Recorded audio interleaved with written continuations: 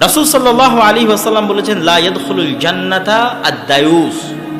দায়ুস শব্দটা শূকরের চর্বির ক্ষেত্রে ব্যবহার করা হয় আরবিতে। দিয়াতা মাসদার, শূকরের চর্বি তথা শূকরের চর্বি যার মধ্যে আছে ও জান্নাতে যাবে না।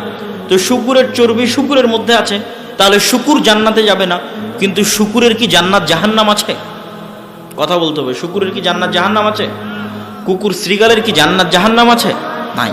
তাহলে আল্লাহ রাসূল যে বললেন যে শূকর জান্নাতে যাবে না, এর অর্থ হচ্ছে ওই মানুষ জান্নাতে যাবে না যেই মানুষের রক্ত মাংস শূকরের রক্তে মাংসে পরিণত হয়ে গেছে। তাহলে কোন মানুষ?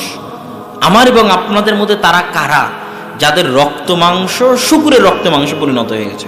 জানতে চাইলে আপনাকে দেখতে হবে শূকর কেমন। বিশ্বাস না হলে আপনি আবার আপনাদের আশেপাশে সাঁওতাল এলাকায় যেখানে শূকর লালিত পালিত হয় সেখানে যান, যায় দেখেন সবচেয়ে ঘৃণ্য, নিকৃষ্ট, অপরিষ্কার, অপরিচ্ছন্ন, ময়লা প্রাণী হচ্ছে শূকর। এমনকি শূকরদের মধ্যে এমনও স্বভাব আছে যে অপর শূকরের নিতম্ব থেকে গুয়ার পেশাব চেটে খেলেও শূকরের প্রাণীর মধ্যে ইতস্তবোধ হয় না।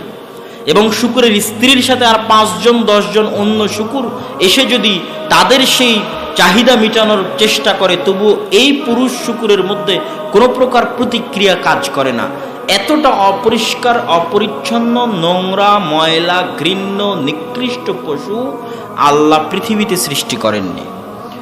তাহলে হুবহু এই শূকরের মতো কিছু মানুষ আছে যারা মোহরানা দিয়ে বিবাহ করেছে, কিন্তু তাদের স্ত্রী রাস্তাঘাটে কাজ করে, তাদের মেয়েরা বেপর্দা অবস্থায় রাস্তাঘাটে বের হয়, তাদের স্ত্রীরা বেপর্দা অবস্থায় রাস্তাঘাটে বের হয়, হাসি মুখে পরপুরুষের সাথে কথা বলে, অথচ তাদের রক্তে আগুন লাগে না, এরা কাপুরুষ।